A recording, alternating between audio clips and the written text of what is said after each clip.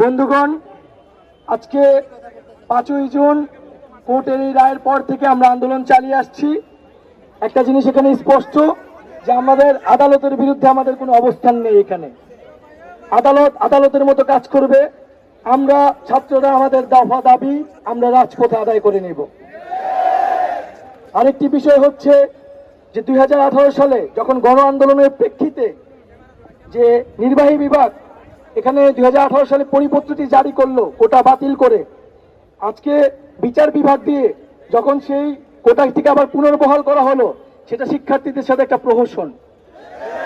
এবং এই যে রাষ্ট্রযন্ত্রের মধ্যে সমন্বয়হীনতা, তার নির্বাহী বিভাগ একটি আদেশ দিচ্ছে এবং বিচার বিভাগ সেই আদেশটি বাতিল করে দিচ্ছে। আমরা বলতে চাই, রাষ্ট্রযন্ত্রের ভিতরের এই অন্তর্দ্বন্দ্বের সাথে শিক্ষার্থীদের কোনো সম্পর্ক নেই। তারা নিজেদের মধ্যে সমন্বয় করুক এবং শিক্ষার্থীদের দফাগুলোকে বিবেচনা করে দ্রুত সময়ের মধ্যে সেটি পূরণ করে দিক। নির্বাহী বিভাগের ইচ্ছাকৃত প্রহসন এবং কোর্টের দীর্ঘসূত্রিতার মধ্যে মেধাবীরা অধিকার বঞ্চিত হচ্ছে। একদিনের জন্য আমরা এটি বরদাস্ত করব না। রাষ্ট্রযন্ত্রের বিভিন্ন বিভাগের এই একযোগে নাটক আর বরদাস্ত করা হবে না। নির্বাহী বিভাগের এখনো ক্ষমতা আছে যে পুনঃ পরিপত্র জারি করার, এবং কোর্ট ও ছাত্র সমাজকে মুখোমুখি দাঁড় করিয়ে দেওয়ার যে প্রহসন, সেটা আর মঞ্চস্থ করতে দেওয়া হবে না। আমরা আমাদের আন্দোলন চালিয়ে যাব, আদালত তাদের কার্যক্রম তার মতো চালিয়ে যাবে। আদালতের প্রতি আমাদের সুপারিশ থাকবে, মহামান্য আদালত যাতে আমাদের কথাগুলো বিবেচনা করে। এবং নির্বাহী বিভাগকে আমরা প্রশ্ন করতে চাই যে 18 সালে তারা কি এমন পরিপত্র জারি করলো যেটা 5 বছরের মধ্যে বাতিল হয়ে যায়। তাহলে সেই পরিপত্রের মধ্যে তাদের ভুল রয়েছে। তারা যথাযথ বিধিবদ্ধভাবে সেই পরিপত্র জারি করতে পারে নাই এবং শিক্ষার্থীদের আন্দোলনের সাথে এটা প্রহসন করা হয়েছে। আমরা এই প্রহসন মানি না। আমাদের যে আন্দোলন, 4 দফার আন্দোলন, সেই আন্দোলন চলমান থাকবে।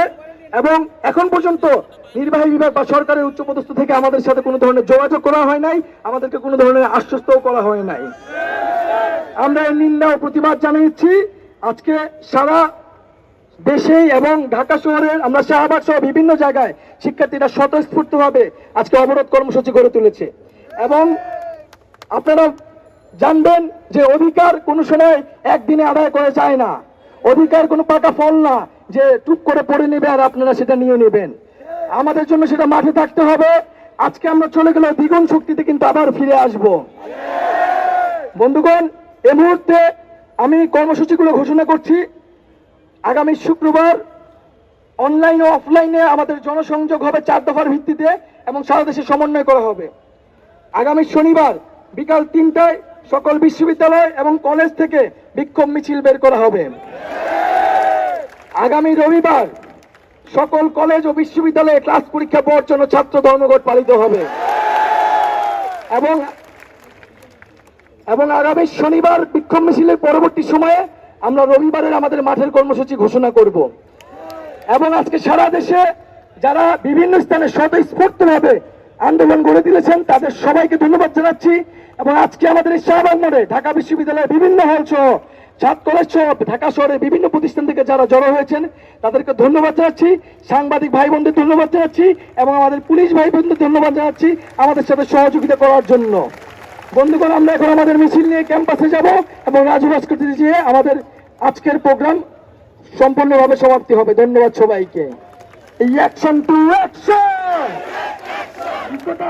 বিরুদ্ধে দিয়েছি তো রক্ত, মেরে দেব রক্ত, রক্তের বন্যায়।